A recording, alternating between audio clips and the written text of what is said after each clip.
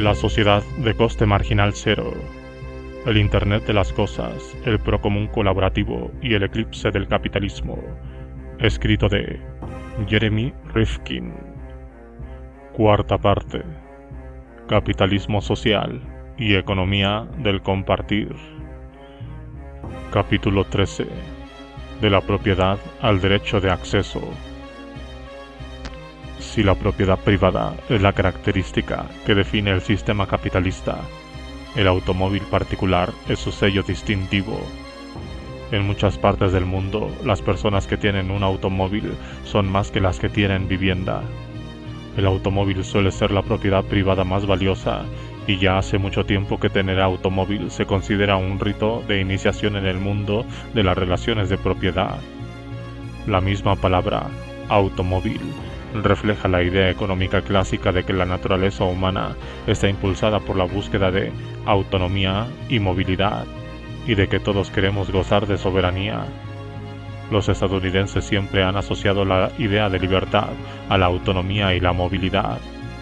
No hay lugar donde se sienta más la autonomía personal que frente al volante de un vehículo cerrado que amplifica la capacidad física del conductor con la potencia de su motor. Ser autónomo significa ser dueño del propio destino, ser autosuficiente, no depender de nadie ni estar en deuda con nadie. En otras palabras, significa ser libre. El automóvil particular es el acotamiento supremo porque refleja el deseo de ser como una isla, de ser independientes y autosuficientes. También se equipara la libertad a la movilidad sin obstáculos ni trabas. La capacidad de viajar a cualquier lugar con absoluta libertad se ha acabado equiparando a la sensación de libertad física. Todos los jóvenes de mi generación han sentido la euforia de esta forma de libertad la primera vez que se pusieron al volante de su automóvil y se echaron a la carretera. En la era capitalista acabamos definiendo la libertad en términos negativos como el derecho a excluir, y el automóvil se convirtió en el símbolo de esta noción convencional de lo que significa ser libre. Pero la generación de Internet no concibe la libertad en ese sentido negativo, como el derecho a excluir a los demás, sino en el sentido positivo del derecho a ser incluido con los demás. Para esta generación, la libertad es la capacidad de optimizar la vida personal, y esta vida óptima se plasma en la diversidad de las experiencias personales y el alcance y la amplitud de las relaciones en las diversas comunidades a las que pertenecemos a lo largo de la vida. La libertad se mide más por el acceso a los demás en las redes que por la propiedad en los mercados. Cuanto más profundas e inclusivas son las relaciones de una persona, mayor es la libertad de la que goza. Poder acceder siempre a los demás en espacios sociales como Facebook o Twitter aporta significado a la vida personal. Para la generación del Internet, la libertad es la capacidad de colaborar sin límites con los demás en un mundo formado por una red de iguales. Quienes pongan en duda este cambio generacional en la concepción de la libertad, del derecho a poseer y excluir al derecho a acceder y a ser incluido, hallarán muy reveladores los siguientes datos estadísticos. En una encuesta reciente a conductores de entre 18 y 24 años de edad, el 46% de los encuestados aseguraron que preferían el acceso a Internet a tener un automóvil. Otro dato revelador fue que, en 2008, el 46,3% de los jóvenes de 19 años o menos tenían permiso de conducir, mientras que en 1998 este porcentaje era del 64,4%. Cuando se preguntó a 3.000 jóvenes nacidos entre 1981 y 2000, miembros de la llamada Generación Y, qué marca preferían de una lista de 31 entre las 10 primeras, donde habían varias empresas de Internet como Google, no apareció ninguna marca de automóviles. El automóvil como metáfora. Los jóvenes de esta generación están transformando su relación con el automóvil y prefieren acceder a él antes que poseerlo. Compartir el automóvil se ha convertido en algo muy popular entre los jóvenes de la generación Y. Más y más jóvenes se unen a asociaciones para compartir automóviles donde pagan una pequeña cuota a cambio de acceder a un automóvil cuando lo necesiten. Al hacerse socios, reciben una tarjeta con un microchip que les permite usar vehículos estacionados en distintos puntos de las ciudades. Los socios reservan los vehículos por internet o mediante aplicaciones para móviles, aunque algunas de estas asociaciones como Zipcar o iGo, ambas de Chicago, en realidad son empresas privadas. Hay muchas más que actúan sin ánimo de lucro, como Philly Car Share y City Car Share, las dos de San Francisco, y Our Car de Minneapolis. En 2012, 800,000 estadounidenses eran miembros de alguna asociación para compartir automóviles.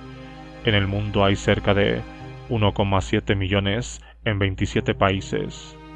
Un estudio reciente de Frost & Sullivan Consultants predice que en la Unión Europea habrá más de 200 asociaciones de esta clase en 2020 y que la flota de vehículos pasará de 21,000 a 240,000. También se calcula que el número de socios pasará de 700,000 a 15 millones en menos de 7 años y que los ingresos llegarán a 2.600 millones de euros. Se calcula que los ingresos del sector en los Estados Unidos aún crearán más y superarán los 3.000 millones de dólares en 2016. A medida que estas redes para compartir vehículos se extienden, el número de miembros que aún poseen automóvil particular disminuye. Un estudio de 11 de las principales empresas del sector revela que el 80% de los miembros que poseían un vehículo antes de hacerse socios lo habían vendido poco después. En cuanto a los grupos familiares que poseían automóvil, el número de vehículos pasaba de 0,47 a 0,24 vehículos por familia después de haberse unido a una de estas asociaciones. Compartir automóviles no solo reduce el volumen de vehículos en circulación, sino que también reduce las emisiones de gases contaminantes. En 2009, por cada vehículo compartido dejaron de circular 15 vehículos particulares. Además, los socios condujeron un 31% que cuando poseían un vehículo. En los Estados Unidos, estos cambios en el uso del automóvil supusieron una reducción de 482.170 toneladas de las emisiones de CO2. Compartir automóviles tiene otros efectos importantes.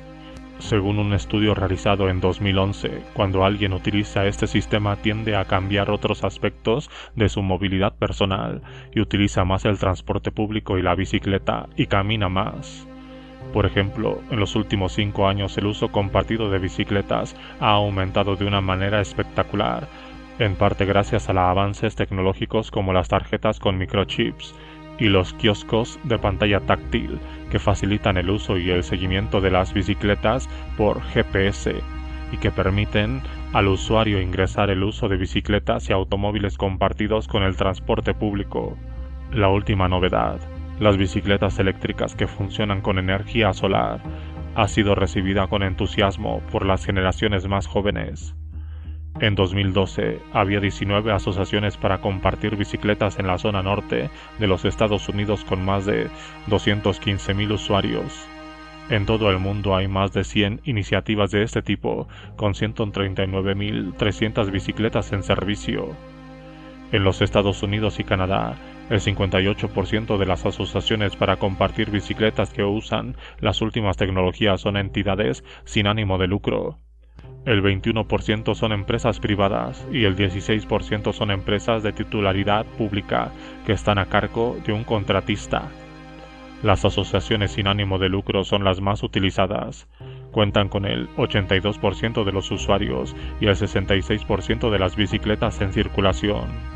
La inscripción en estas asociaciones puede ser anual, mensual o diaria, y hasta se puede pagar por cada trayecto. Los usuarios acceden a las bicicletas mediante tarjetas de socio, tarjetas de crédito o aplicaciones para móviles. Compartir bicicletas se ha hecho muy popular en áreas metropolitanas congestionadas donde el tráfico rodado suele provocar retenciones en las horas punta. según encuestas realizadas por dos asociaciones para compartir bicicletas, Believe de París y Capital Bikeshare de Washington. Una mayoría abrumadora de los usuarios de estos servicios dijeron que desplazarse en bicicleta era más rápido y conveniente. El uso compartido de bicicletas también permite ahorrar el dinero que se habría gastado en gasolina. Compartir automóviles también supone un ahorro. En los Estados Unidos, poseer y mantener un automóvil normal cuesta centenares de dólares al mes, casi el 20% de los ingresos de una familia, lo que lo convierte en el segundo gasto más elevado después de la vivienda. La gran subida de los precios de los carburantes también ha hecho crecer el gasto que supone poseer un automóvil. El uso compartido de automóviles hace que el usuario evite estos y otros gastos en concepto de mantenimiento, seguro, permisos o impuestos. En los Estados Unidos, un vehículo está inactivo, por término medio, el 92% del tiempo, lo que lo convierte en un activo fijo extremadamente ineficiente. Por esta razón, los jóvenes prefieren pagar por una movilidad puntual que por la propiedad de un vehículo. Los servicios para compartir automóviles también impulsan el uso del vehículo eléctrico. En 2013, el Ayuntamiento de París y otros 46 municipios de su área metropolitana formaron un consorcio para compartir automóviles que contaba con 1.750 vehículos eléctricos y 750 estaciones de cargas repartidas por la zona. Autoliv es uno de un número cada vez mayor de servicios de automóviles compartidos que ofrecen vehículos eléctricos sin emisiones a unos usuarios cada vez más comprometidos con una movilidad sostenible.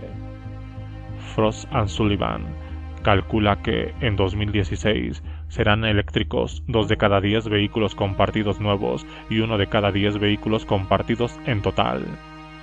En otro de los sistemas para compartir vehículos, el propietario de un automóvil se inscribe gratuitamente en una web como Relay Rides para compartir con otros usuarios.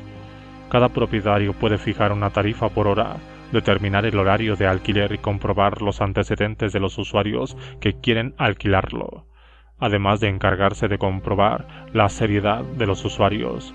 Relay Rides también cubre las posibles incidencias con un seguro. El usuario paga la gasolina y la reparación de cualquier avería que sufra el vehículo mientras lo usa. El dueño del automóvil recibe el 60% de la cantidad que abona el usuario y Relay Rides se queda con el 40% restante. Por su parte, los propietarios se encargan del mantenimiento de sus vehículos, pero como los vehículos nuevos y muchos vehículos usados tienen una garantía que incluye revisiones gratuitas y un mantenimiento básico, los propietarios solo pagan los gastos fijos. Un propietario puede ganar entre $2.300 y $7.400 al año con unas tarifas de alquiler que van de $5 a $12 por hora. Puesto que un propietario normal gasta de media unos $715 al mes en su vehículo. Este sistema para compartirlo reduce significativamente el coste de poseerlo y mantenerlo.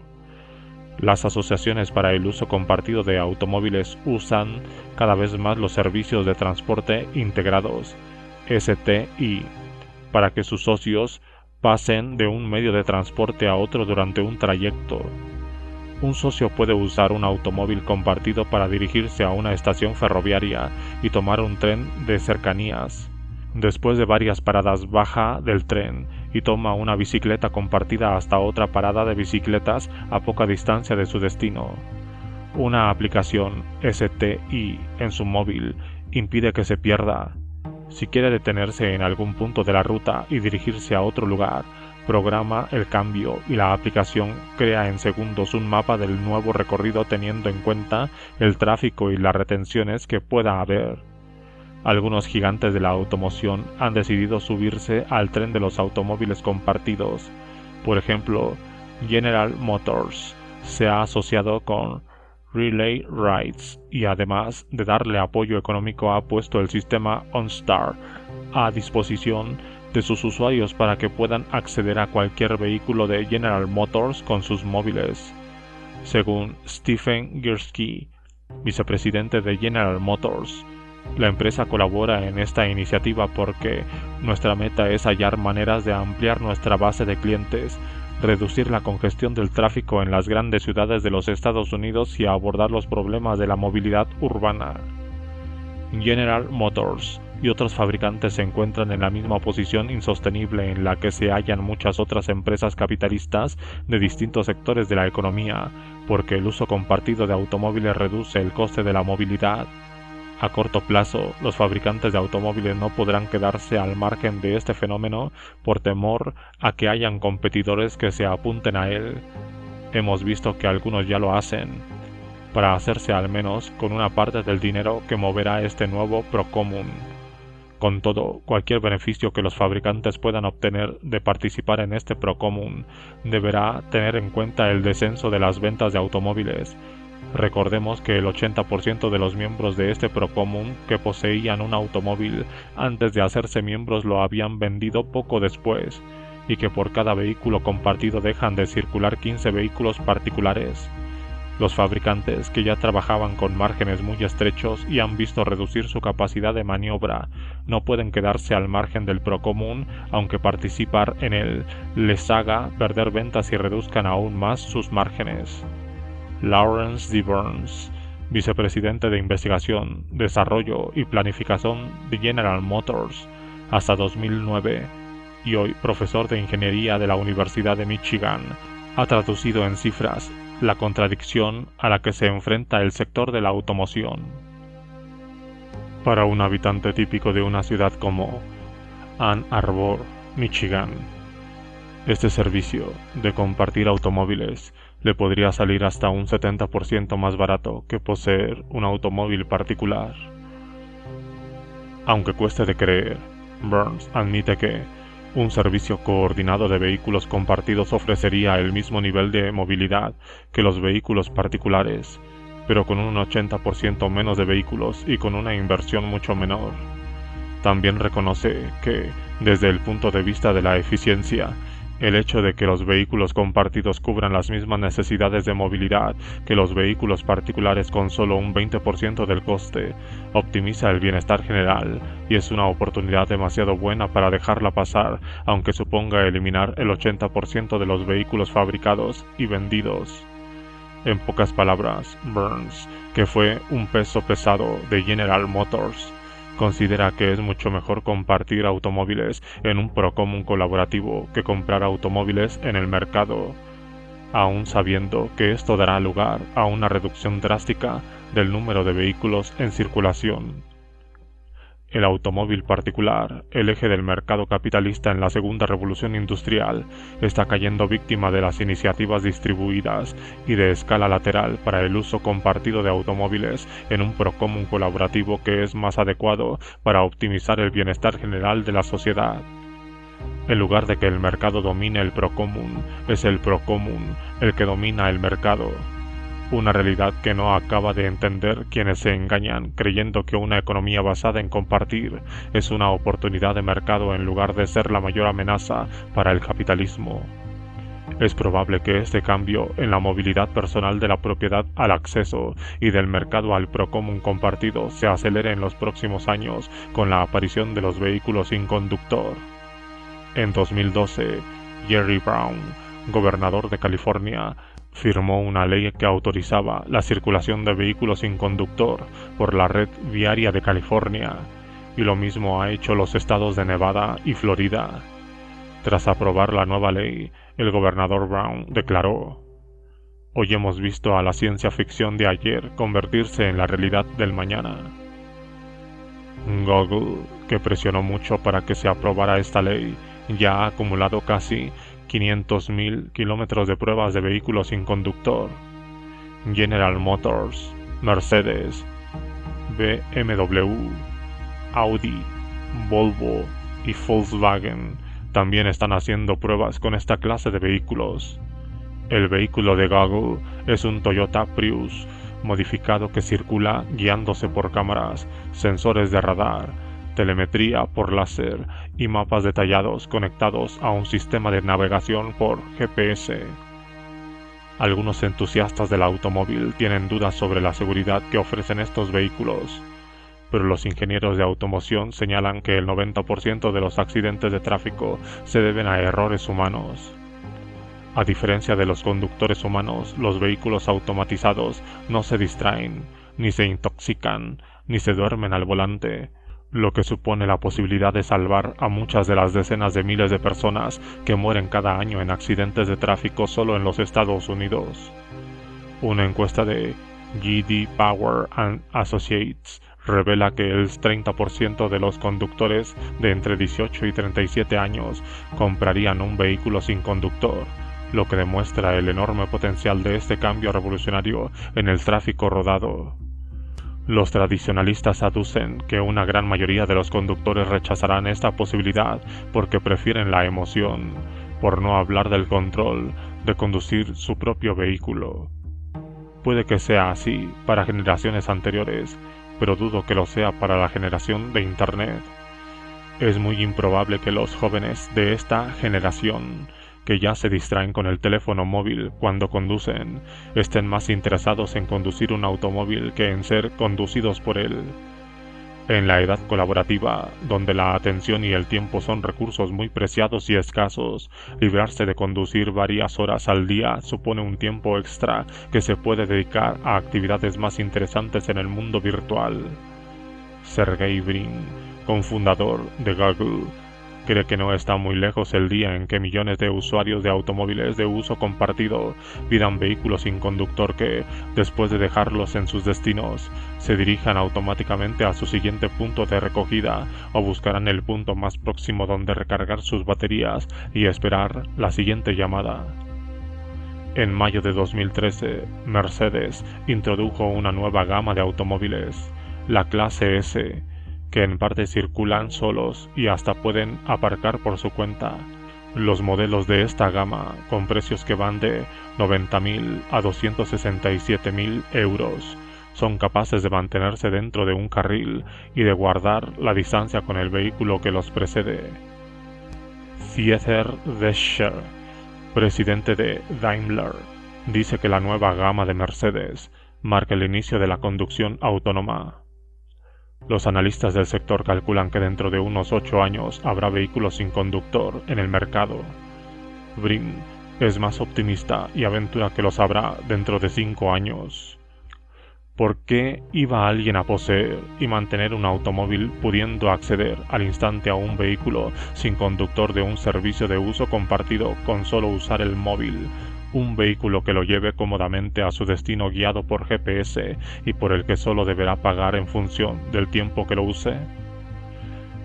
Si hiciera falta alguna prueba de que la era capitalista ligada al intercambio de propiedad en los mercados está cediendo terreno ante el acceso a servicios en procómunes colaborativos, estos cambios en el mundo de la automoción señalan claramente la gran transformación que se avecina. Dejar atrás la propiedad.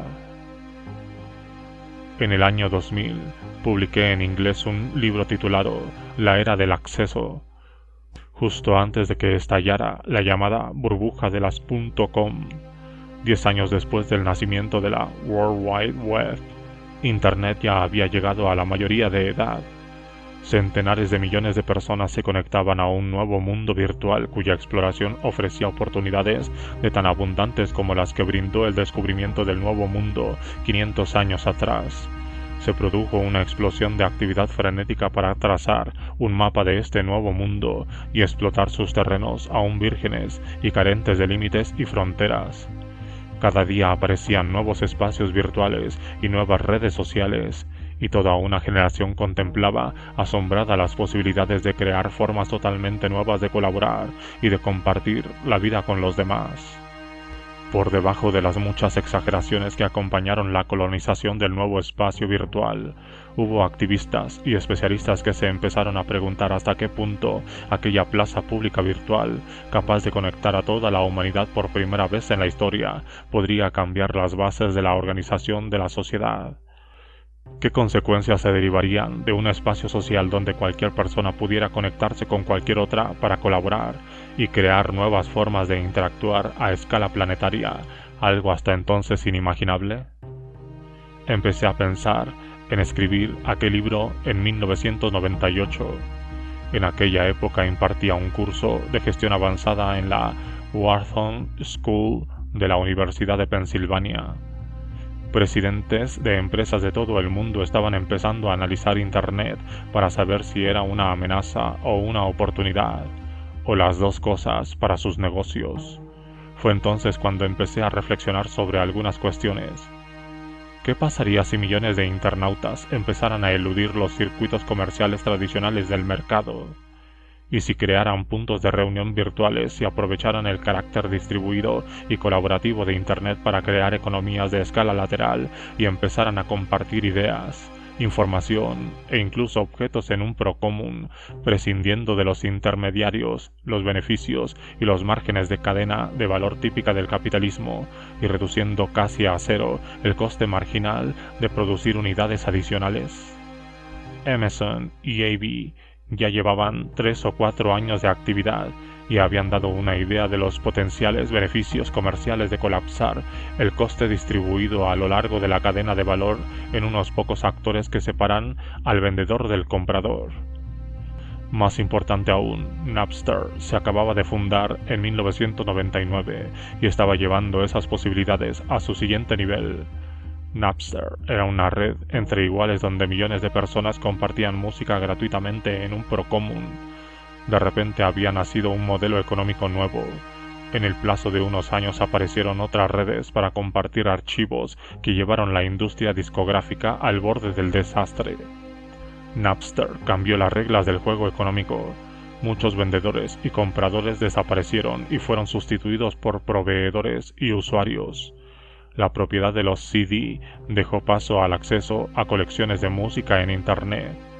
El mercado discográfico sucumbió ante el procomún en red. Una industria de integración vertical controlada por un puñado de grandes discografías se hundió bajo el peso colectivo de millones de compradores que se habían convertido en colaboradores en redes entre iguales. ¿Podría aquel fenómeno propagarse y acabar afectando a la variedad de empresas y sectores que estaban representados en mis clases? Cuando hice esta pregunta a los directivos que asistían a ellas, no supieron qué responder. En la era del acceso reconocían que la sola idea de dejar atrás los mercados y el intercambio de propiedad, de que se pueda producir un cambio conceptual en la estructura de las relaciones humanas que cambie la propiedad por el acceso, es hoy tan inconcebible para muchas personas como debió serlo hace más de medio milenio el agotamiento y la privatización de las tierras y del trabajo con el fin de convertirlos en propiedad. Con todo, es probable que dentro de 25 años la idea misma de propiedad parezca limitada e incluso anticuada para un número cada vez mayor de empresas y consumidores. En los 10 años que siguieron a la publicación de aquel libro, continué planteando la misma pregunta a los directivos que asistían a mis clases en Wharton, y las respuestas del tipo no sabría decir se fueron reduciendo a medida que la preferencia por el acceso frente a la propiedad se fue extendiendo por todos los rincones de la cultura comercial. Las grandes transnacionales se están empezando a adaptar a este cambio generacional de la propiedad al acceso, restando importancia a las ventas y enfocando su práctica comercial en la gestión de todos los aspectos de la cadena de valor de sus clientes, es decir, convirtiéndose en lo que ellas mismas llaman proveedores de soluciones. Intentan seguir siendo importantes en un entorno económico que cambia con gran rapidez y donde los márgenes se reducen con la misma celeridad. Hoy quedan pocos sectores que no hayan sido afectados por este cambio de la propiedad al acceso y de los mercados al procomún en red, porque las generaciones jóvenes demuestran cada vez más el poder de la colaboración en la búsqueda de una sociedad de coste marginal casi nulo. Hay muchos millones de personas que además de compartir automóviles y bicicletas también comparten su casa, su ropa, sus herramientas, sus juguetes y su talento en procomunes en red. La economía del compartir surge por una combinación de razones. La debacle de la economía de la segunda revolución industrial en el verano de 2008 fue un aviso. En los Estados Unidos y otros países, centenares de millones de familias se encontraron endeudados hasta las cejas por tener que pagar multitud de cosas que apenas usaban. La dura realidad es que cuando el barril del crudo llegó a $147 en los mercados mundiales, el poder adquisitivo cayó y la economía se vino abajo, enviando a millones de empleados a su casa con una carta de despido en la mano.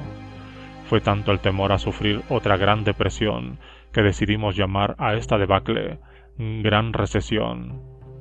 Sin una nómina y con pocas oportunidades, millones de familias rompieron la hucha y la hallaron vacía. Lo que sí tenían era una deuda astronómica que se había ido acumulando durante 20 años de consumo desenfrenado en la mayor fiebre consumista de la historia. Baste recordar que, en 2008, la deuda de las familias estadounidenses llegó a un máximo de $13,9 billones. Para saldar esta deuda harán falta decenios, y los economistas ya avisan de que es probable que la juventud de hoy nunca llegue a acercarse ni por asomo al nivel de vida de sus padres y abuelos. Por primera vez, millones de familias empezaron a ser conscientes de todas las cosas que no necesitaban y que aún tenían que pagar, y más que preguntarse ¿por qué nos ha pasado esto?, se preguntaban simplemente ¿por qué? Era una pregunta existencial colectiva, un examen muy profundo de la naturaleza de la vida moderna. La llamada sociedad de consumo acabó desembocando en una pregunta que medio mundo se hacía en silencio. ¿En qué estaría yo pensando? Cada vez más personas empezaron a poner en entredicho el valor de acumular más y más posesiones que añadían muy poco o nada a su sensación de felicidad y bienestar. Al mismo tiempo, la población estaba siendo bombardeada por advertencias sobre los cambios climáticos catastróficos causados por 2 siglos de una enorme actividad industrial que había creado una prosperidad fabulosa. La riqueza media de una persona de la clase media alta superaba la de los reyes y emperadores de solo 4 siglos atrás, a expensas de la salud ecológica de la tierra. ¿Iba esta riqueza a hacer que nuestros hijos y nietos cargaran con una deuda ecológica aún mayor y que nunca podrían saldar? Las familias empezaron a darse cuenta de que las habían estafado, de que habían sido arrastradas a una adicción por una publicidad alimentada con miles de millones de dólares que las había sumido en la ruina y la desesperación. Fue un verdadero despertar colectivo que hizo que muchísimas personas se pararan en seco y empezaran a dar marcha atrás. La única salida era poner el sistema económico patas arriba, comprar menos, ahorrar más y compartir lo que se tiene con los demás. El consumo desenfrenado sería reemplazado por una economía del compartir. De la noche a la mañana apareció un movimiento económico nuevo y poderoso, en gran parte porque los jóvenes tenían a su disposición un instrumento que les permitía extender con rapidez y eficacia este movimiento basado en compartir en un procomún mundial. El carácter distribuido y colaborativo de Internet permitió que millones de personas hallaran a otras con las que compartir lo que pudieran necesitar. Y así nació la economía del compartir. Una forma diferente de economía que depende mucho más del capital social que del capital de mercado y que se alimenta más de la confianza social en el procomún que de las fuerzas anónimas que rigen el mercado. Rachel Botsman, ex consultora de General Electric e IBM, formada en Oxford y Harvard, que abandonó su carrera para unirse a la nueva economía del compartir, describe el camino que ha desembocado en el consumo colaborativo y observa que el Internet social ha pasado por 3 etapas. En la primera, los programadores compartían software. En la segunda, la gente compartía su vida en Facebook y Twitter. Y en la tercera, la gente compartía el resultado de su creatividad en YouTube y Flickr. Ahora hemos entrado en una cuarta etapa, afirma Botsman, en la que la gente dice: puedo aplicar esa misma tecnología para compartir toda clase de activos del mundo real ajenos a Internet. A esto me gustaría añadir que si bien el Internet de las comunicaciones tiene una función facilitadora, al fusionarse con el Internet de la energía y el Internet de la logística en los próximos años para dar lugar a una infraestructura de comunicación, energía y logística integrada y compartible, un Internet de las cosas que pueda operar con un costo marginal casi nulo, otras formas de compartir como el alquiler, las redes de redistribución y los intercambios de carácter cultural, profesional y técnico crecerá de una manera extraordinaria. El día que esto suceda, la producción y el intercambio en colaboración dejará de ser un sector marginal para ser el paradigma dominante, y el capitalismo será una reacción al procomún y no al revés como sucede ahora. Bostman describe así la fisiología del nuevo paradigma económico que crece entre nosotros. La gente practica cada día el consumo colaborativo en sus formas más tradicionales de compartir, comerciar, trocar, prestar, alquilar, regalar o permutar, pero redefinidas por la tecnología y las comunidades entre iguales. El consumo colaborativo hace que la gente sea consciente de las ventajas que supone acceder a productos y servicios en lugar de poseerlos, unas ventajas que se plasman en ahorro de dinero, espacio y tiempo, en la creación de nuevas amistades y en la sensación de volver a formar parte de una ciudadanía activa. Este sistema también ofrece ventajas desde el punto de vista medioambiental, porque aumenta las eficiencias, reduce los residuos, estimula el desarrollo de productos mejores y elimina excedentes debidos a un exceso de producción y de consumo. Compartirlo todo. Muchas cosas que poseemos las usamos muy poco. Compartir habitaciones libres o incluso sofás se ha convertido en una actividad apreciada por un número creciente de entusiastas. Airbnb y HomeAway son dos de las muchas empresas de reciente creación que conectan a millones de personas con viviendas o habitaciones para alquilar con sus posibles clientes. Solo 3 años después de su nacimiento en 2008, Airbnb contaba con 110.000 habitaciones disponibles en su sitio web y la lista crecía al ritmo asombroso de 1.000 habitaciones cada día. A día de hoy, 3 millones de usuarios de Airbnb han alquilado 10 millones de noches de alojamiento en cerca de 33.000 ciudades de 192 países. En 2012, los alquileres crecieron al ritmo vertiginoso de un 500% anual, un crecimiento exponencial que cualquier gran cadena hotelera miraría con envidia, si no con absoluto terror. Se calcula que, en 2014, Airbnb llenará más habitaciones por noche en todo el mundo que cadenas de hoteles tan venerables como Hilton o Intercontinental. Como otros intermediarios de la economía del compartir, Airbnb solo se queda una pequeña parte de la transacción entre inquilino y propietario. Puede cobrar tan poco porque sus costes fijos son muy bajos y el coste marginal de cada operación adicional de alquiler es prácticamente nulo. Como todos los sitios para compartir que aparecen en la red, el potencial para el crecimiento lateral en Internet es tanto que, en solo unos años, empresas como Airbnb han podido ponerse a la altura de las grandes cadenas hoteleras del mundo e incluso superarlas. Airbnb es una empresa privada que actúa en el procomún de Internet. Couchsurfing, su principal competidora, sigue un modelo diferente. Empezó como una organización sin fines lucrativos y siguió siéndolo hasta 2011. En aquel periodo se inscribieron 5,5 millones de personas de 97.000 ciudades de 207 países. Aunque nominalmente se convirtió en una sociedad con ánimo de lucro en 2012, sigue siendo un servicio gratuito que ofrece a los usuarios que lo deseen la opción de pagar una cuota de inscripción de $25. Los miembros de Couchsurfing se ofrecen mutuamente alojamiento gratuito. Otra cosa que diferencia a Couchsurfing de Airbnb es que tienen una misión más social que comercial y alienta a sus socios a crear lazos de amistad que perduren tras las estancias. El objetivo es que los socios compartan su vida con la gente que conocen para fomentar el respeto mutuo y el intercambio cultural. Más del 99% de los socios dicen haber tenido experiencias positivas, y se calcula que de las estancias han nacido más de 19 millones de amistades. A su vez, participan en más de 40.000 grupos de interés relacionados con el intercambio de alojamiento. También ha tenido mucho éxito el alquiler de juguetes mediante iniciativas como Baby Place, Rent Thumb Toys y Sparkbox Toys.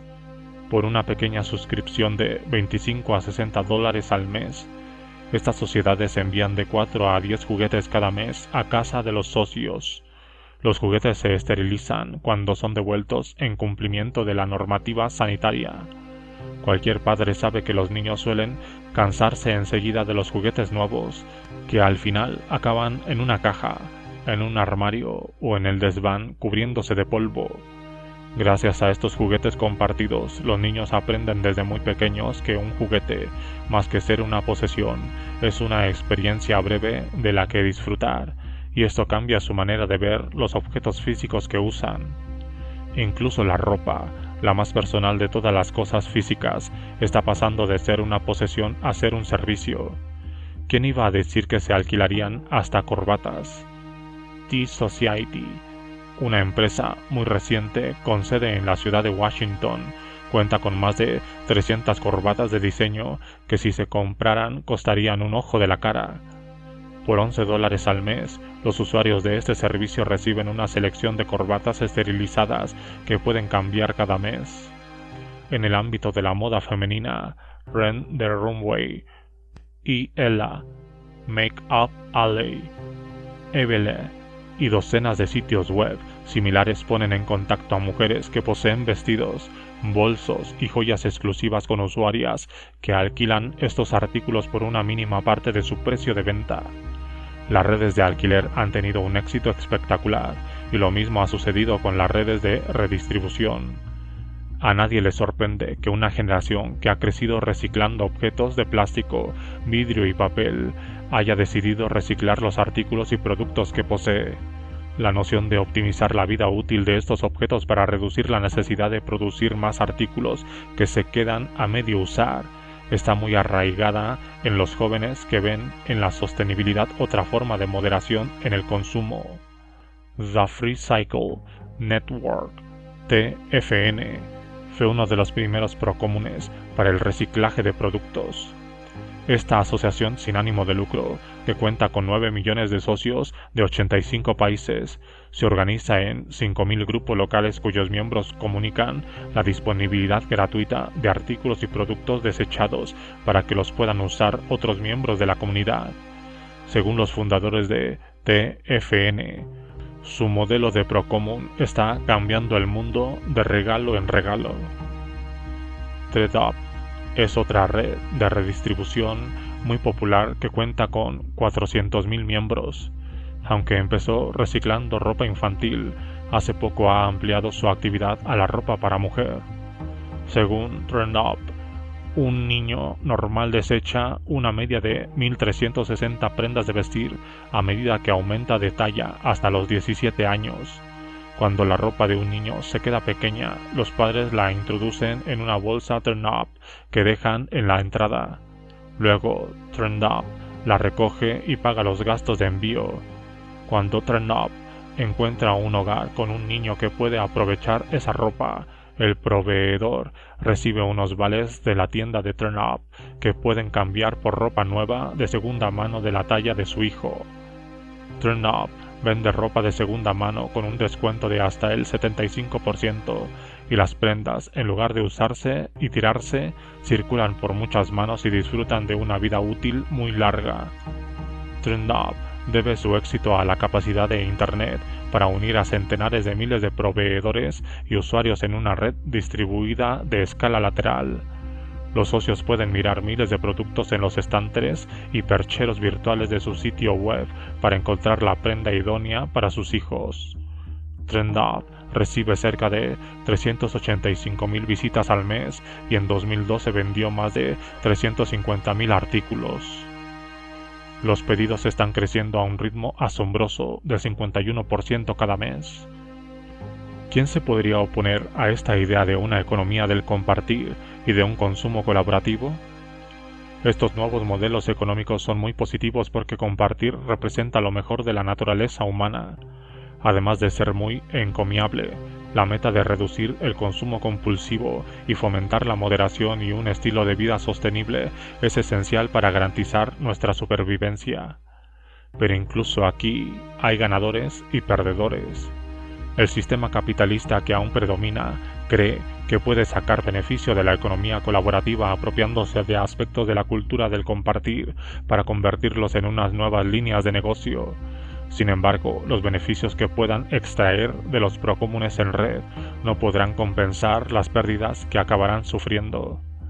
Aunque las grandes cadenas hoteleras siguen llenando sus habitaciones, ya ven que este mercado se reduce día a día porque millones de jóvenes recurren a Airbnb y Couchsurfing. ¿Cómo pueden competir estas cadenas con sus elevados costes fijos, con tantos millones de alojamientos privados que se comparten con un coste marginal casi nulo?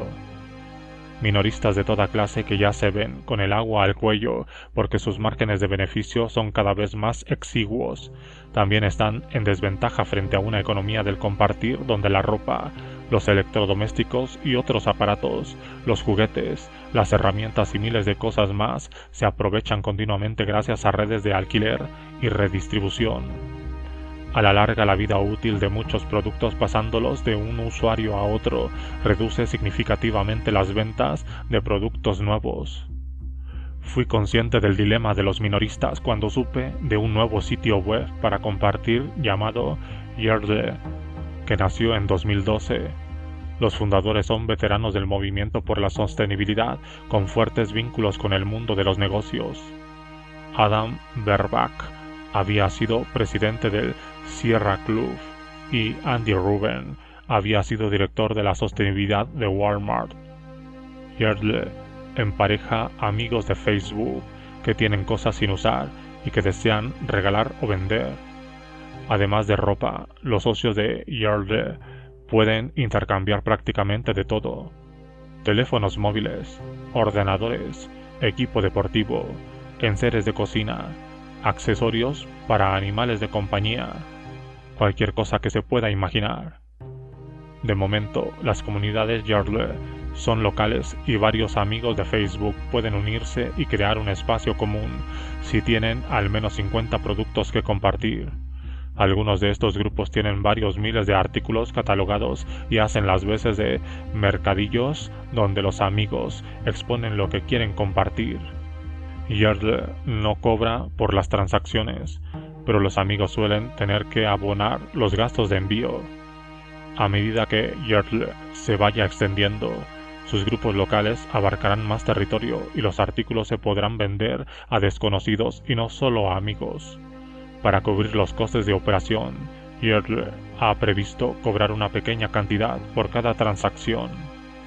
El plan de Yerdle, como el de muchos otros, ayuda a fomentar la idea de una economía circular, donde todo se recicla y se reutiliza, y nada se envía al vertedero antes de tiempo.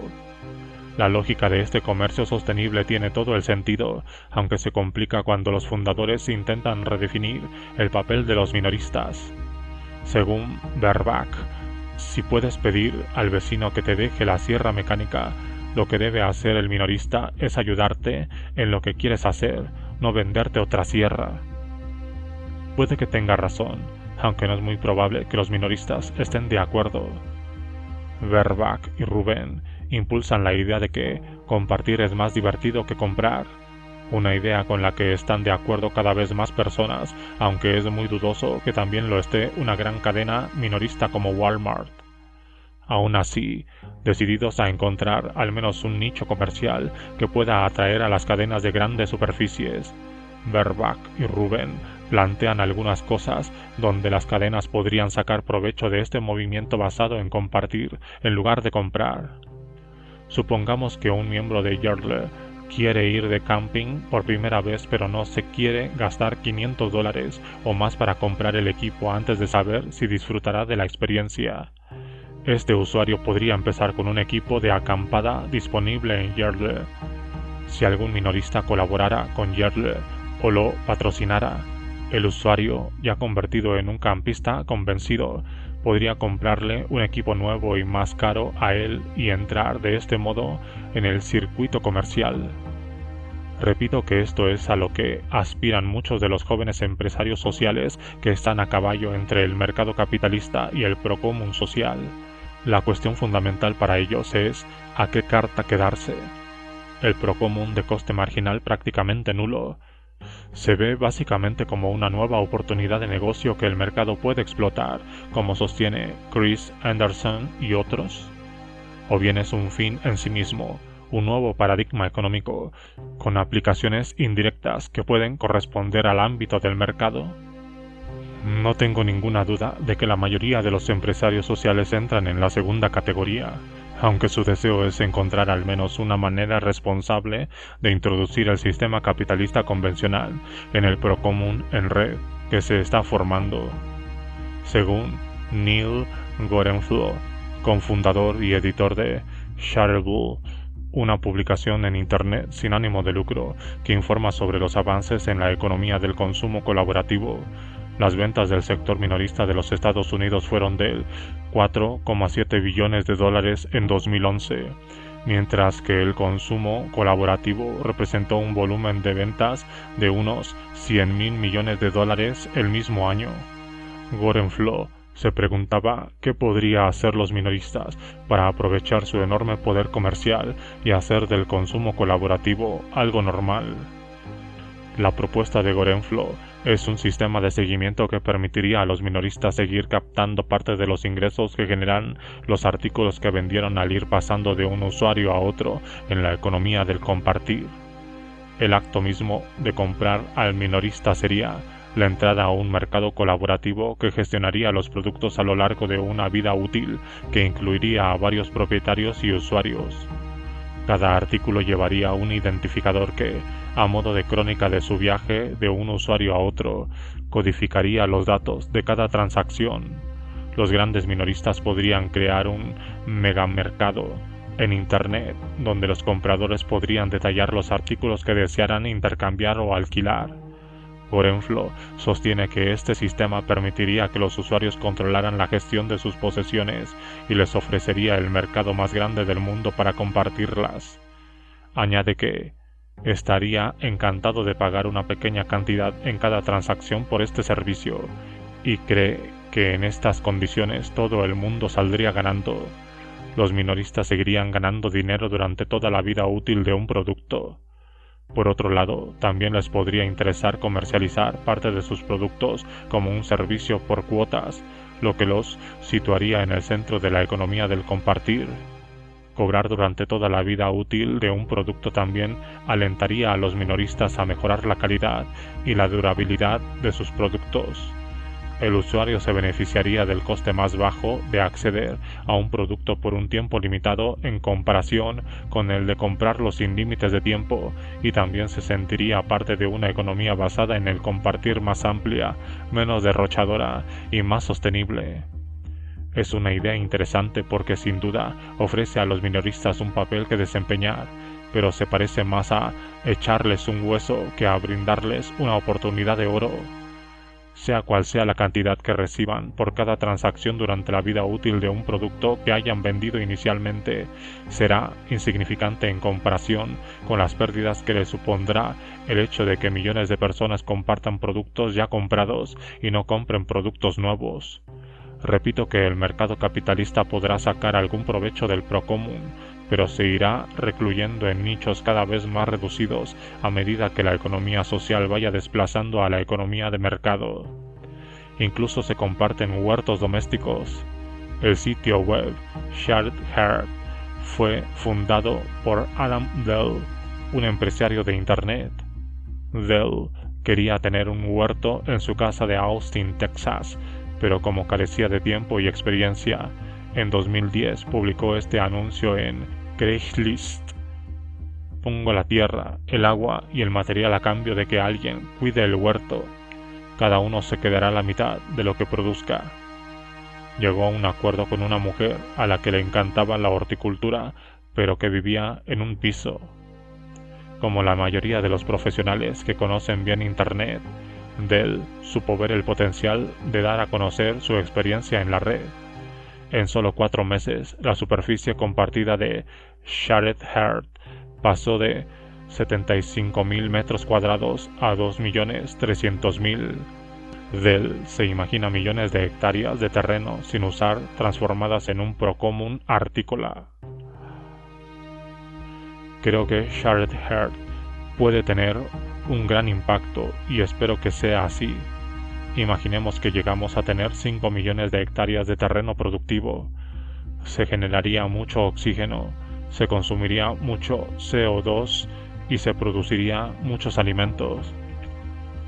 Aunque Shared Heart aún no representa una amenaza para la agricultura convencional, Dell está más que convencido de que si muchos horticultores pudieran acceder a terrenos sin aprovechar, producirían alimentos ecológicos de calidad. Espera que iniciativas como la suya contribuyan a sustituir la agricultura centralizada y vertical, con productos que se transportan a grandes distancias, por una agricultura local, distribuida y de escala lateral, un cambio que supondría una gran mejora en cuanto a eficiencia. Dell añade que somos un servicio gratuito, no tenemos modelo de negocio. Aquí me permitiré hacer una corrección. Shared Earth sí que tiene un modelo de negocio y se llama Procomún. Además de estos microhorticultores que comparten lo que producen, una generación de agricultores propiamente dicho comparten sus cosechas con consumidores urbanos. La llamada agricultura sostenida por la comunidad ASC nació sin pena ni gloria en Europa y en Japón en los años 60, pero despegó con mucha fuerza en los Estados Unidos y otros países en los años 90 gracias a la popularización de Internet. Los consumidores urbanos anticipan una cantidad fija de dinero a varios agricultores locales al principio de la temporada para sufragar los costes correspondientes. En el fondo, los consumidores son como accionistas.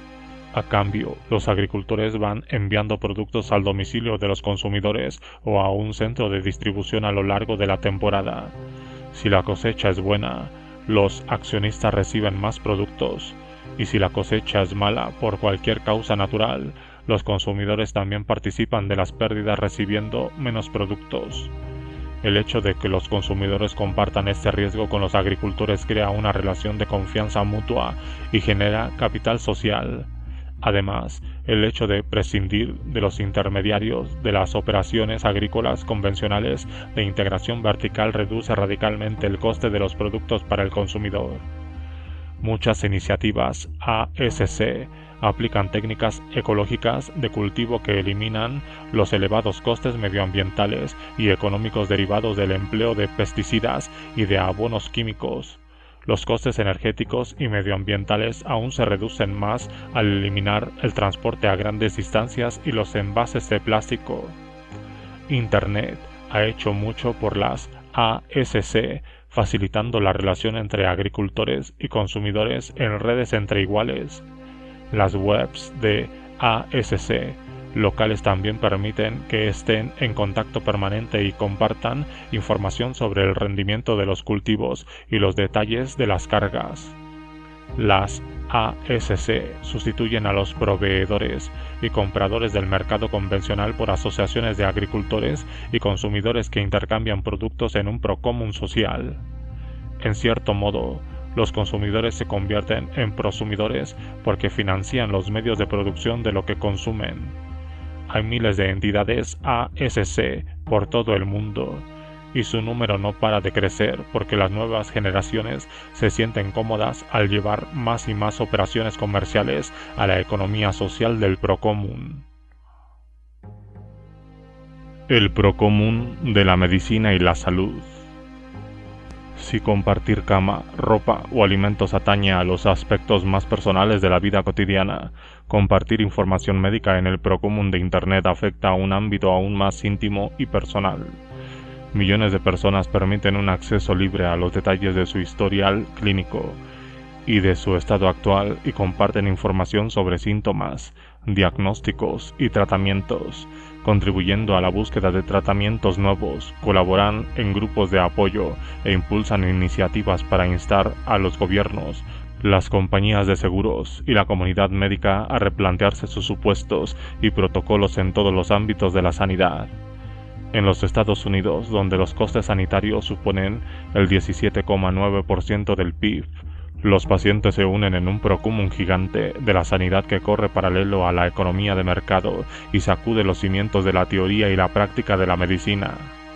La asistencia médica, que tradicionalmente ha sido una relación privada entre médico y paciente, en la que el primero prescribía y el segundo obedecía con pasividad, de repente se ha convertido en una relación entre iguales distribuida y de escala lateral, donde pacientes, médicos, investigadores y otros profesionales de la salud colaboran en procómunes en red abiertos, con el fin de fomentar la atención al paciente y la buena salud de la sociedad. El procomún de la sanidad empezó casi por casualidad cuando más y más personas empezaron a buscar en Internet información sobre sus síntomas para encontrar un diagnóstico preciso de su enfermedad y entraron en contacto con otras personas que padecían enfermedades similares y con las que podían compartir información. Las ya diagnosticadas daban a conocer sus historias clínicas en diversos sitios web de medicina esperando recibir respuestas de otras personas con historias similares. Otras, insatisfechas con el tratamiento prescrito por los médicos, buscaban a personas con dudas similares esperando obtener información sobre tratamientos alternativos, y otras buscaban información sobre los efectos secundarios de los medicamentos que tomaban, sobre todo si los combinaban con otros. Personas con enfermedades crónicas y muy graves con tratamientos inadecuados o inexistentes empezaron a unirse en la búsqueda de posibles soluciones. Las más inclinadas al activismo creaban grupos de apoyo y asociaciones de afectados para dar a conocer su enfermedad a la opinión pública y reclamar más fondos públicos para la búsqueda de tratamientos. Hoy existen muchas redes sociales donde millones de personas se ayudan mutuamente con el objetivo de mejorar la asistencia médica y la salud pública. Algunas de las más populares son Patients Like Me, ACORD, LAM Foundations, Cure Together, LIRAF Group, Organization for Autism Research, Chordoma Foundations y LM Sarcoma Direct Research. Muchas de estas redes han nacido de personas afectadas por enfermedades raras que han sido objeto de poca atención a la hora de investigar posibles tratamientos. Un ejemplo es la linfangioliomyomatosis o LAM, una enfermedad mortal y muy rara provocada por un fallo en una vía celular que regula el crecimiento de las células. Ese fallo lesiona los pulmones de las mujeres jóvenes afectadas y se asocia a varios tipos de cáncer como los melómanos y el cáncer de mama. En 2005, Amy Farber, entonces estudiante de la Harvard Medical School y hoy miembro de su cuerpo docente, fue diagnosticada de LAM y se le dijo que un embarazo podría acelerar la enfermedad, intentando hallar un tratamiento o una cura en el campo de la investigación convencional. Farber descubrió que esta enfermedad prácticamente no se había estudiado salvo por algunos intentos esporádicos, inconexos y con poco o ningún espíritu de colaboración. Frustrada ante la falta de avances en el estudio de la LAM, Farber contactó con el Dr. George Demetri, investigador del cáncer y profesor de la Harvard Medical School, que se había interesado en utilizar Internet para que pacientes de todo el mundo con tipos raros de cáncer pudieran compartir ideas y experiencias. Demetri esperaba que esta información pudiera revelar una especie de saber colectivo sobre la naturaleza y el curso de estas enfermedades que sirvieran de base para idear protocolos de tratamiento. Más adelante, Farber y Demetri se unieron a Frank Moss, director del Mid Media Lab, y de su colaboración nació thelamfoundations.org, un sitio web donde los pacientes informan sobre su estado. Los datos de estos informes se analizan para ayudar a los investigadores a desarrollar nuevas vías de estudio.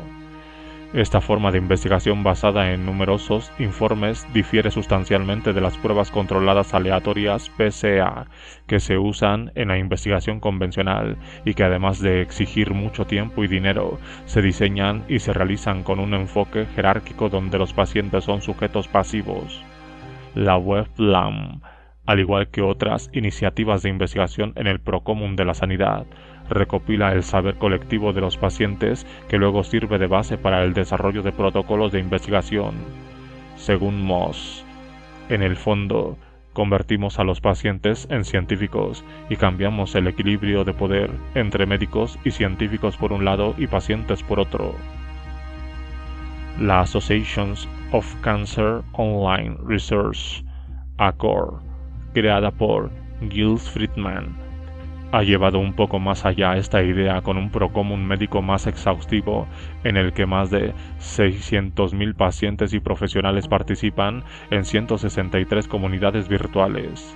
Si la web LAM reúne informes de pacientes para que los investigadores desarrollen protocolos, los pacientes y profesionales de ACOR comparten información científica y participan conjuntamente en la organización y el desarrollo de nuevas metodologías para recopilar y agregar datos con el objetivo final de guiar la investigación sobre una enfermedad. También se ocupan de recaudar fondos para la investigación. Estos pacientes están creando lo que Friedman llama un modelo de medicina participativa que une a todas las partes: pacientes, investigadores, médicos, fabricantes de equipo médico, cuidadores, farmacéuticos y otros profesionales de la sanidad, en un procomún donde colaborar para optimizar la atención a los pacientes. Esta formación de investigación impulsada por los pacientes también empieza a tener cierta presencia en el Sanctam Sanctorum de la ciencia. Algunas comunidades de pacientes han creado bancos de tejidos y otras muestras. Otras han creado líneas celulares para la investigación y otros han establecido registros de pacientes y redes de ensayos clínicos. Patients Like Me, una iniciativa de esta clase en la que participan más de 200.000 pacientes de 1.800 enfermedades, publicó el primer estudio observacional basado en pacientes que refutaba la conclusión de un estudio convencional según la cual el carbonato de litio podía reducir el avance de los esclerosis laterales amiotrófica, ELA.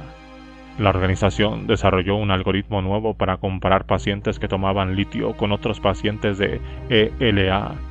Tras hacer un seguimiento a 348 pacientes de ELA que tomaban litio, hallaron que, en estos pacientes, el litio no tiene ningún efecto observable en el avance de la enfermedad. Aunque esta metodología no se puede equiparar al estudio clínico controlado de doble ciego, su rapidez y su coste reducido la convierte en un recurso nuevo y eficaz para la investigación. Norman Scherzer, de LifeRAF Group, un procomún dedicado a los tumores del estroma gastrointestinal, TEG, explica la razón de que tantos pacientes adopten este enfoque de la investigación basado en el procomún. Una de las grandes ventajas de esta metodología es su rapidez. Podemos dar información vital a personas que la necesitan de inmediato, con mucha más rapidez que los investigadores profesionales que deben seguir una serie de pasos que exigen mucho tiempo, incluso varios años. Dicho de otro modo, la investigación profesional supone una distancia que puede ser mortal entre el momento en el que alguien tiene noticias de un avance médico importante y el momento en que se da a conocer a todo el mundo. Además, los estudios clínicos controlados de doble ciego son muy costosos y los estudios observacionales basados en los pacientes que utilizan grandes datos y algoritmos para descubrir pautas e impactos se pueden llevar a cabo con un coste marginal casi nulo. Aunque todavía se halla en una fase incipiente, esta aproximación a la investigación basada en la filosofía del código abierto carece de la verificación que el lento proceso de revisión profesional impone a las pruebas controladas aleatorias convencionales. Sus partidarios son conscientes de esta carencia, pero tienen plena confianza en que será posible crear métodos de verificación adecuados mediante un proceso muy similar al que siguen Wikipedia para verificar y validar sus artículos. Hoy por hoy, Wikipedia tiene 19 millones de colaboradores y miles de usuarios comprueban y pulen los artículos para que su exactitud sea comparable a la de otras enciclopedias. Wikipedia, la enciclopedia del conocimiento mundial, es la octava web más visitada y atrae a millones de internautas de todo el mundo. Los partidarios de los procúmenes médicos nos recuerdan que cuando nació Wikipedia, los académicos dijeron que la democratización de la investigación especializada pondría en grave peligro el elevado nivel de calidad académica que exige la compilación de una enciclopedia. Pero ha quedado muy claro que aquel temor era injustificado. Los partidarios de la investigación basada en los pacientes no ven por qué no habría de suceder lo mismo con esta metodología si se siguen unos protocolos científicos rigurosos. Todos sabemos de medicina. También hay indicios claros de que la nueva generación de médicos empieza a apuntarse a este movimiento.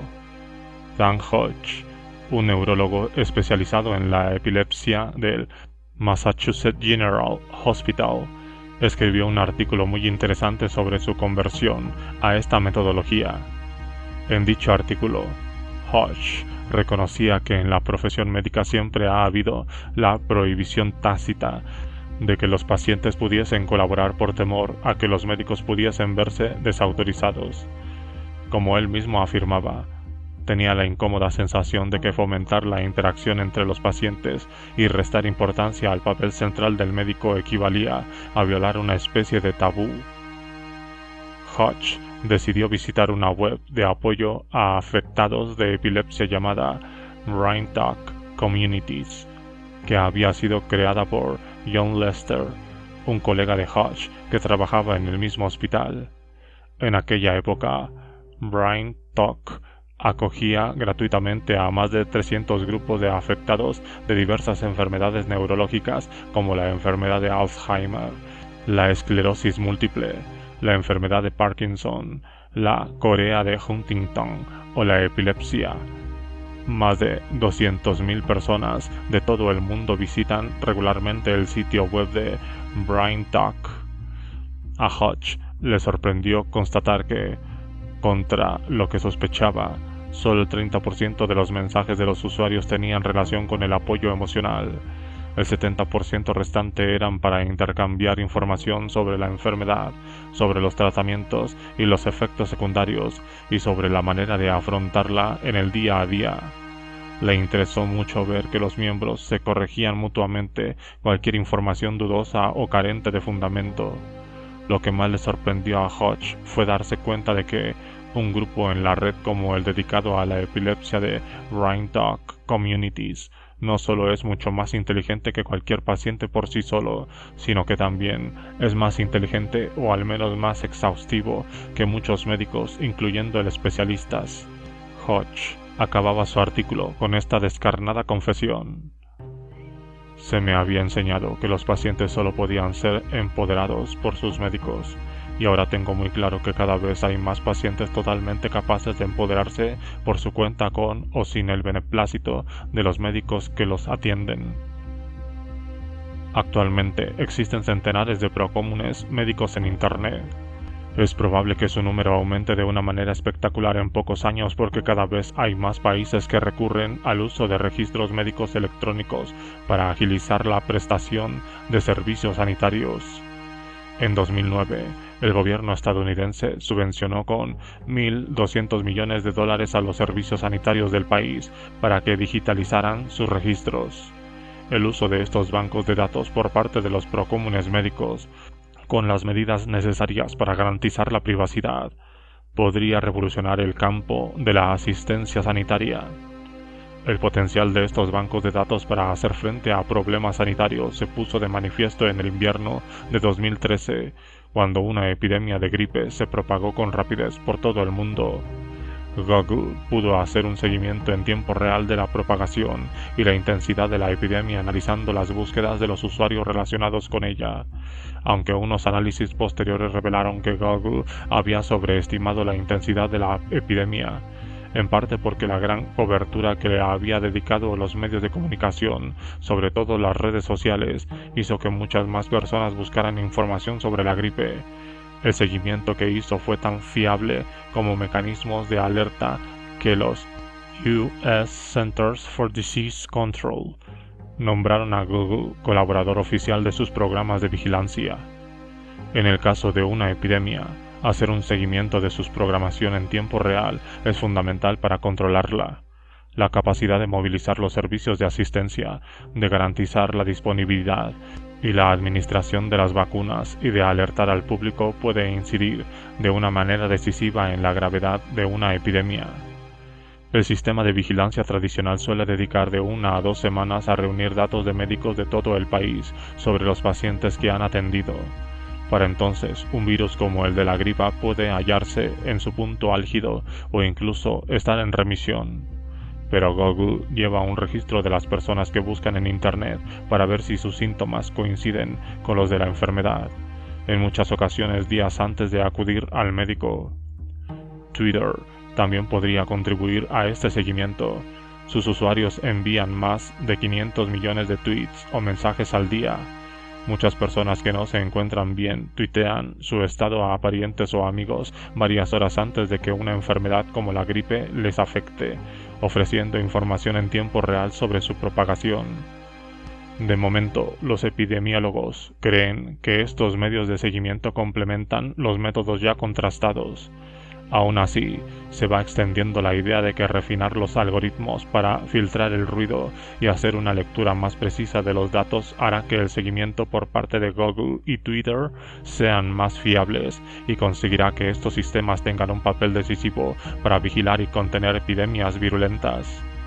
El uso de grandes datos para el seguimiento de epidemias mundiales y para prevenir contagios permitirá ahorrar miles de millones de dólares en asistencia sanitaria cuando el coste marginal del sistema de seguimiento se acerque a cero. A medida que los investigadores del nuevo campo de la medicina genómica van conociendo mejor los vínculos entre las anomalías genéticas y los factores ambientales que las activan, son también más conscientes de que si bien las enfermedades se pueden clasificar en categorías generales como cáncer de mama, leucemia o enfermedad pulmonar, la enfermedad de cada persona es singular aunque se diagnostique con una de estas etiquetas generales. La medicina genómica impulsa un nuevo enfoque personalizado a la enfermedad que trata la dolencia en cada persona como si fuera una enfermedad aislada. La caída de los costes de secuenciar ADN permite crear una biblioteca de grandes datos que cualquier persona podría usar para entrar en contacto con otras personas que tengan un perfil de ADN similar al suyo. En el futuro, cuando las bases de datos de ADN se expandan y se puedan acceder a todas las secuencias de ADN, millones de personas podrán coincidir con otras que compartan rasgos genéticos con ellas en redes médicas especializadas para intercambiar experiencias sobre sus enfermedades y colaborar en la búsqueda de tratamientos. Estos procómunes médicos más especializados podrán tener el peso suficiente para que la opinión pública sea consciente de las enfermedades, para impulsar su estudio por parte de universidades, gobiernos y empresas, y para recaudar fondos para realizar sus propias investigaciones y pruebas clínicas y desarrollar sus propios tratamientos. Estos grupos de personas con perfiles genéticos comunes también podrán usar estas bases de datos para comparar sus estilos de vida, hábitos alimenticios, consumo de tabaco y alcohol, regímenes de ejercicio y entornos laborales, y definir con más precisión la correlación entre diversos factores ambientales y sus propensiones genéticas, puestos que estos grupos incluirán una historia cronológica de sus miembros desde antes del nacimiento hasta la vejez y la muerte. Es indudable que se crearán algoritmos para definir posibles riesgos en las distintas etapas de la vida y determinar así el tratamiento más eficaz. Calculo que a mediados de este siglo o incluso antes, cualquier persona podrá tener acceso a un procómun médico mundial. Tras introducir en un motor de búsqueda su perfil genético, podrá encontrar un grupo de genomas similares y recibir una relación detallada de los riesgos que puede correr su salud a lo largo de la vida y de los tratamientos médicos personalizados más efectivos si los necesitara, todo ello con un coste marginal casi nulo. El trasplante de órganos es uno de los procedimientos médicos más caros, pero los recientes avances en el campo de la medicina abren la posibilidad de reducir su coste sustancialmente. En un futuro no muy lejano, los tejidos u órganos de recambio que se necesiten se podrán crear mediante impresoras 3D, también con un coste marginal muy bajo o casi nulo. La impresión 3D de partes del cuerpo humano ya es una realidad. Hace poco, el Wake Forest Institute for Regenerative Medicine de Carolina del Norte ha imprimido un prototipo de riñón humano formado por células vivas. Organovo, una empresa biotecnológica de San Diego, ha usado la bioimpresión 3D para imprimir una sección funcional del tejido hepático humano. Investigadores del ARC, Center for Excellence for Electromaterial Science de la Universidad Australiana de Wollongong experimentan con el empleo de procesos 3D para imprimir células musculares y nerviosas en tejidos vivos.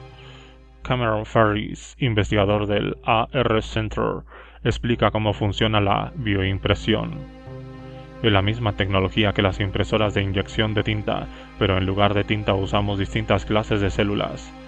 Injertar a un paciente un tejido impreso con células propias evitará el rechazo que suelen sufrir los injertos de donantes. Se espera que la bioimpresión 3D de tejidos como parches cardíacos, fibras nerviosas, segmentos de vasos sanguíneos o cartílagos de articulaciones sea habitual dentro de unos 10 años. La bioimpresión 3D de órganos completos tardará un poco más. Stuart Williams, del Cardiovascular Innovation Institute de Louisville, Kentucky, mezcla células de tejido adiposo obtenidas por liposucción con un adhesivo y utiliza esta mezcla como material para imprimir un corazón. Williams cree que en 10 años será posible imprimir en 3D un corazón biooficial. Según Gordon Wallace, del ARC, Center of Excellence for Electromaterial Science de la Universidad de Wollongong, es posible que en 2025 podamos fabricar órganos completos, plenamente funcionales y personalizados para cada paciente. Es probable que la bioimpresión 3D de recambios de partes del cuerpo sea una realidad en los próximos decenios. Como en otras formas de impresión 3D, el coste de producir estos recambios biológicos caerá en picado cuando esta nueva tecnología se extienda lo suficiente. Los costes elevados de la asistencia médica de hoy, que además de cara es primitiva y tendente al error, serán cosa del pasado en una cultura basada en los grandes datos y en una sociedad de coste marginal cercano a cero, como la democratización de la información en Internet, la democratización de la electricidad en el Internet de la energía, la democratización de la fabricación mediante la impresión 3D de código abierto, la democratización de la enseñanza superior mediante los MOOC y la democratización del intercambio de la economía del compartir. La posible democratización de la asistencia médica en la web añade otro nivel a la economía social y hace del procomún colaborativo una fuerza cada vez más importante en la sociedad. El final de la publicidad. La economía del compartir en el procomún también está dando lugar a la reestructuración radical de uno de los elementos básicos de la economía tradicional de intercambio en el mercado. La publicidad ha sido la fuerza motriz del sistema capitalista desde sus inicios. Antes de la era capitalista, cuando la actividad económica seguía una recta en lugar de una curva ascendente, los seres humanos estaban condicionados para trabajar solo las horas suficientes para poder sobrevivir. El ahorro era casi inexistente. La primera revolución industrial provocó un aumento espectacular de la producción y un aumento paralelo de los salarios. La misión que cumplía la publicidad era garantizar que los obreros gastaran enseguida aquellos salarios comprando los productos que ellos mismos habían fabricado. Si la mano invisible de Smith existe, seguramente la capacidad de la publicidad para conseguir que la demanda siga el ritmo de la oferta, y eso no es tarea fácil. Recordemos que hasta principios del siglo XX el verbo consumir tenía connotaciones negativas porque estaba muy asociado a los efectos de la tuberculosis. Incluso en los diccionarios de hoy vemos que entre sus primeras acepciones se define como destruir, extinguir o desgastar. Pero en la década de 1920, con la aparición de la publicidad moderna, perdió estas connotaciones negativas y pasó a expresar una aspiración social. La industria publicitaria reorientó la psique popular y acabó con la muy antigua tradición de la moderación en favor de una cultura nueva que celebraba el derroche y despreciaba el ahorro. Consumir se convirtió en una señal de éxito, en el ideal de lo que significaba ser moderno. En la segunda mitad del siglo XX, la sociedad de consumo acabó desplazando a la sociedad civil como comunidad primaria en la que forjar la identidad social y a la que rendir tributo. No es de extrañar que justo después de los ataques del 11S al World Trade Center y al Pentágono, el presidente Bush se dirigiera a un país aterrorizado diciendo que la economía de los Estados Unidos seguiría abierta a los negocios y que instara a los consumidores a visitar Disney World. Los ingresos del sector publicitario estadounidense en 2012 ascendieron a $153.000 millones. Aquel mismo año, los ingresos mundiales del sector totalizaron $479.900 millones. La industria publicitaria parece ir viento en popa, pero quienes trabajan en ella ya empiezan a preocuparse porque ven que millones de ciudadanos dejan de ser consumidores pasivos y se convierten en prosumidores de información, conocimiento, entretenimiento, energía y, muy pronto, de productos impresos en 3D. Estas mismas personas, que ya empiezan a ser multitud, minimizan sus compras en el mercado porque comparten las cosas que ya poseen en una economía basada en colaborar y compartir. Prefieren el acceso antes que la propiedad y usan cualquier cosa, desde automóviles a artículos deportivos, de una manera puntual cuando lo necesitan. Además, la mayor parte de esta actividad se lleva a cabo en el procomún abierto de Internet, donde el coste marginal de intercambiar información es casi nulo. Los jóvenes de esta generación se desligan sin hacer ruido del mercado capitalista tradicional en un movimiento que, si bien aún no tiene la dimensión de un tsunami, crece a un ritmo exponencial y de una manera que parece irreversible. Esto significa que el mercado de consumo al que sirve la publicidad se va reduciendo, y puesto que la economía social del procomún es distribuida, colaborativa y entre iguales, las decisiones económicas están menos determinadas por las campañas publicitarias que por las recomendaciones, las revisiones y los me gusta o no me gusta de los amigos y seguidores de Facebook, Twitter, YouTube y centenares de otras redes sociales. Una avalancha de estudios recientes revela que, para decidir una compra, los consumidores se fían tanto de las revisiones públicas en Internet por otros consumidores como de las recomendaciones de amigos y parientes. El 66,3% de los encuestados en un estudio realizado en los Estados Unidos afirmaron fiarse mucho de las revisiones y recomendaciones de otros usuarios para decidir sus compras, según el Local Consumer Review Survey de 2012. El 72% de los consumidores dijeron que las revisiones publicadas en Internet les merecían la misma confianza que las recomendaciones personales. Otra encuesta reveló que el 87% de los consumidores habían decidido comprar un producto tras haber leído una revisión favorable publicada en Internet por otro usuario. Aún más revelador es que un 65% de los consumidores se fían mucho más de los comentarios favorables o desfavorables de otros usuarios en Internet que de lo que dicen los anunciantes. Las revisiones hechas por usuarios tienen la misma importancia a la hora de decidir si acudir o no a un comercio local, ya que un 52% de los encuestados dijeron que las revisiones positivas habían influido en sus decisiones al respecto. Los sitios dedicados a revisar productos y servicios abundan en Internet. Yelp, Angie's List, Judy's Book, Local City Search, TripAdvisor o Travelocity son algunos de los centenares de sitios web que visitan los consumidores para conocer las experiencias de otros usuarios, positivas y negativas, con productos y servicios.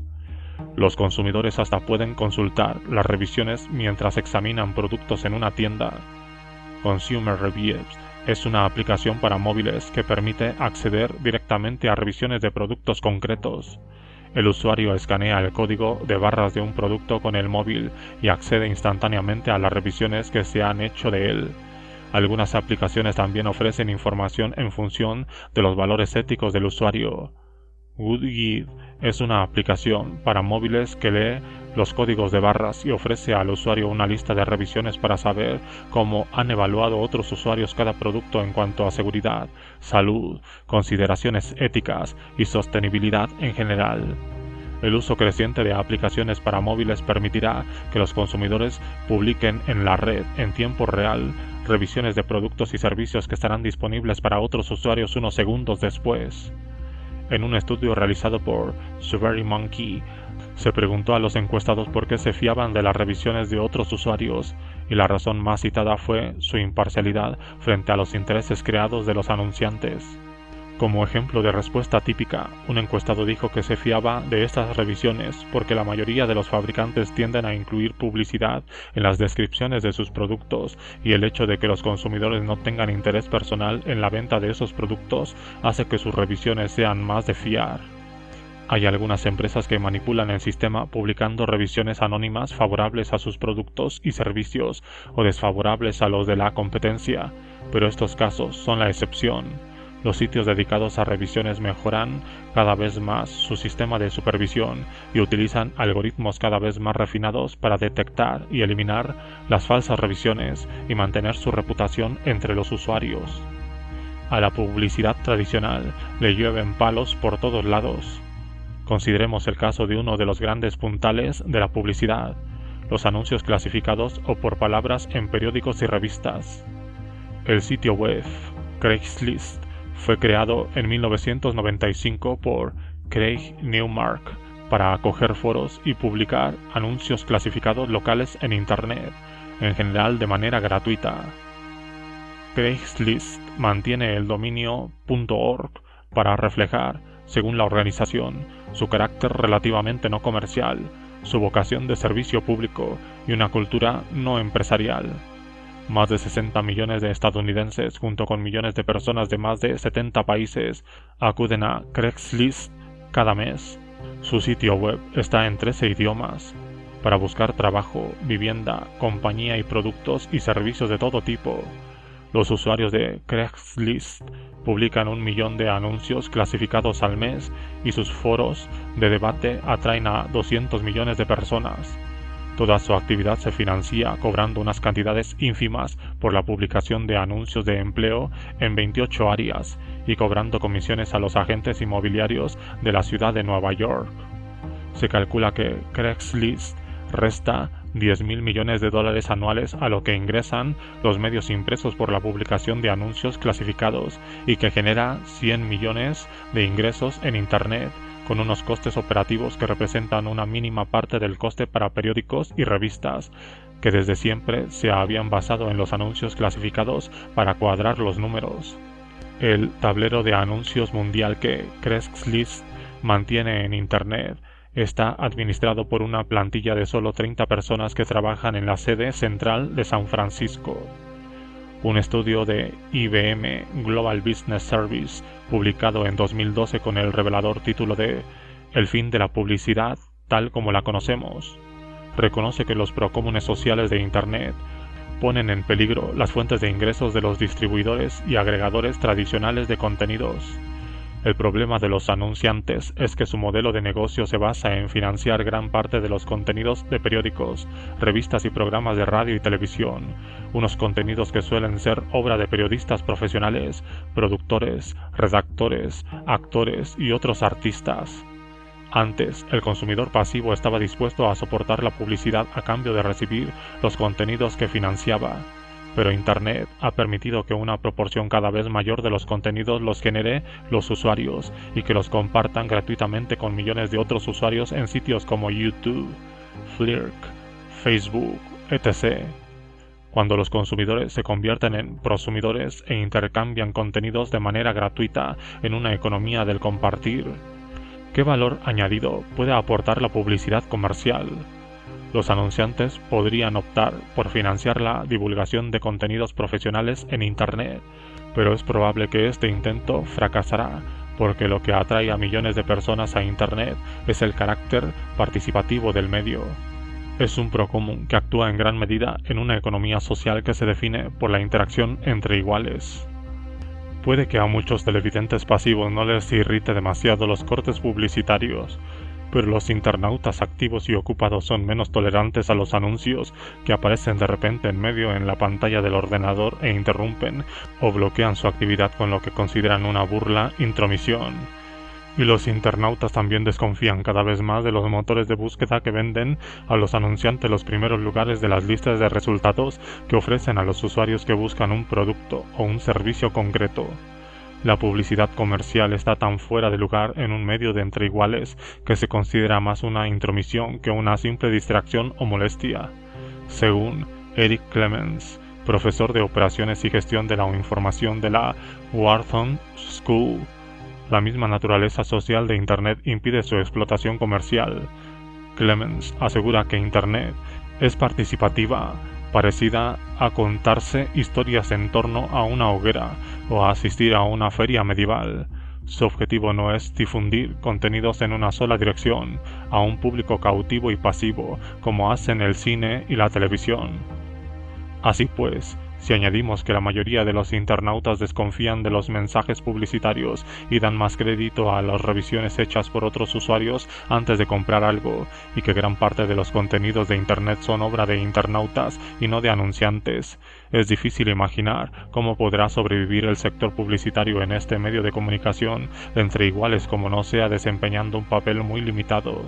Para Clemens, la publicidad de pago fracasará como fuente principal de ingresos para la mayoría de los sitios de Internet por todas las razones mencionadas. Su conclusión es que Internet no sustituye a la publicidad, la está haciendo añicos. Hasta The Economist coincide con él a regañadientes.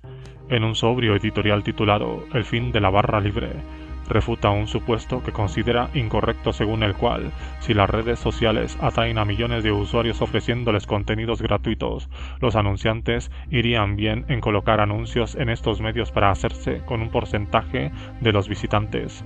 Pero, ¿qué ocurre cuando los internautas no escuchan ni miran los anuncios y lo único que hacen es acudir a otros internautas en busca de recomendaciones de productos?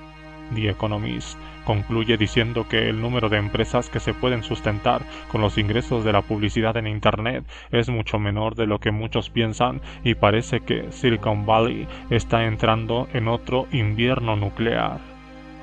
Los ingresos publicitarios están empezando a reflejar este pesimismo.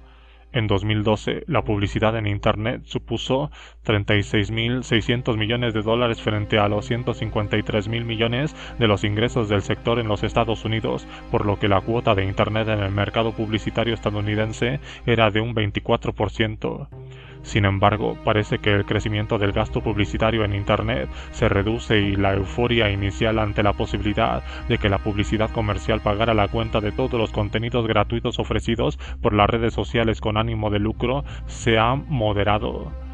El índice de crecimiento de la publicidad en Internet bajó del 23% entre 2010 y 2011 a solo el 14% entre 2011 y 2012.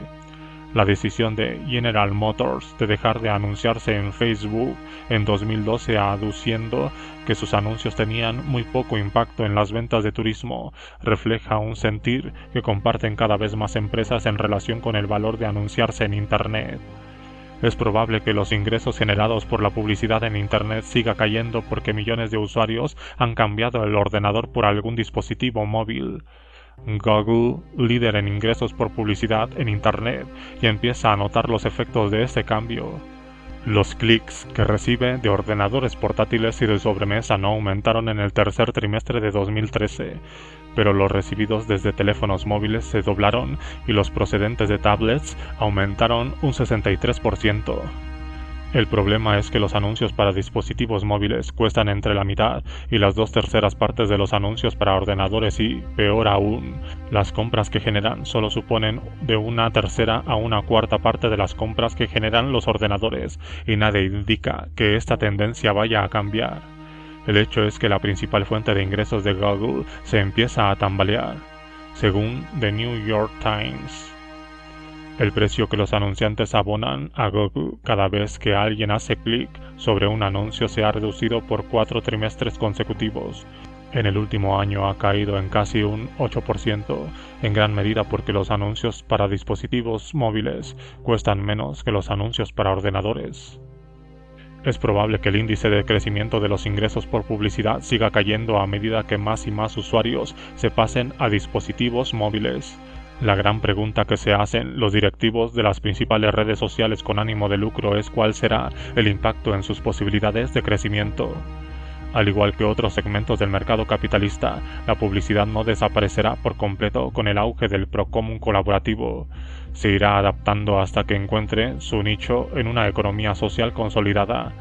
La readaptación del mercado capitalista a la economía social es un fenómeno nuevo y difícil de aceptar en un mundo donde la economía social ha sido durante mucho tiempo el apéndice más débil de las fuerzas del mercado.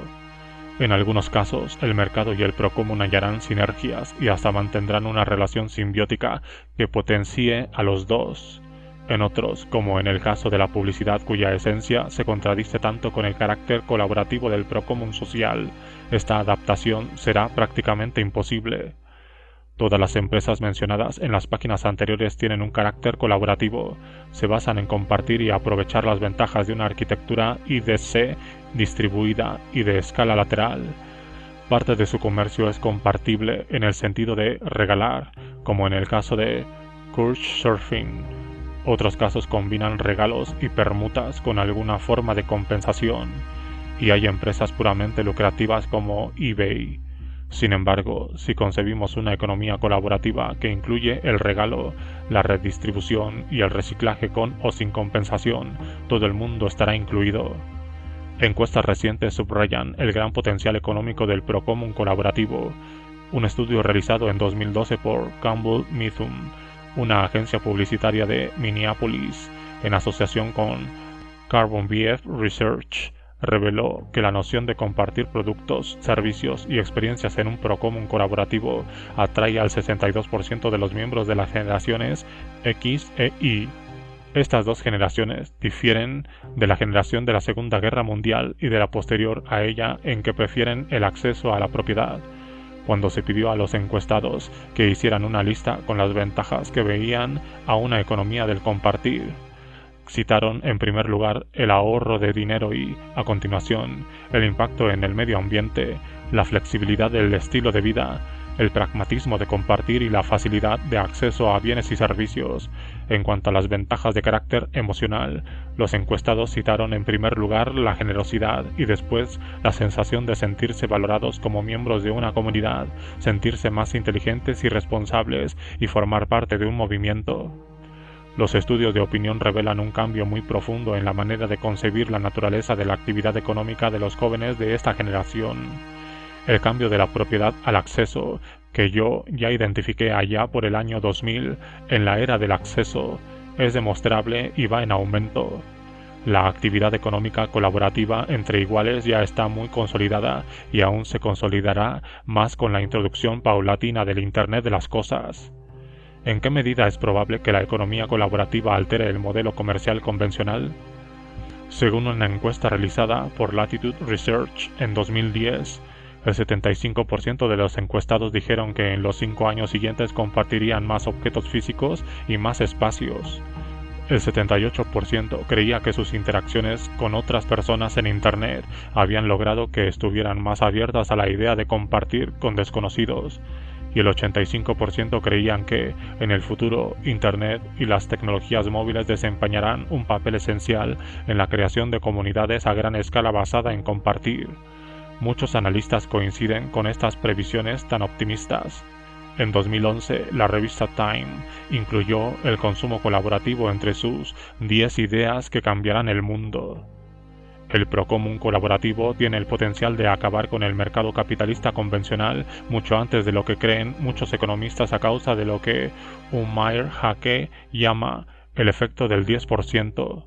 Según Hake, autor de El Nuevo Manifiesto Capitalista y colaborador de la Harvard Business Review, la economía colaborativa tendrá un impacto letal cuando llegue a un umbral de aceptación mucho más bajo de lo que se piensa debido a su capacidad para reducir unos márgenes de beneficio que ya son peligrosamente pequeños para muchos sectores de la economía.